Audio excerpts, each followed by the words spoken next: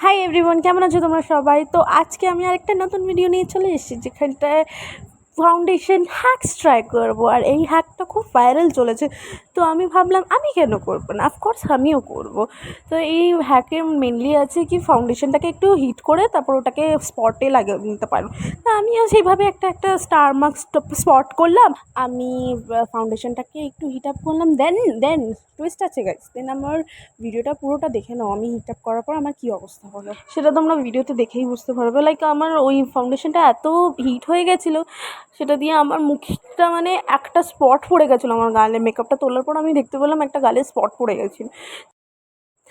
But guys দেখো, এই foundation হ্যাকটা successful guys. I am so happy.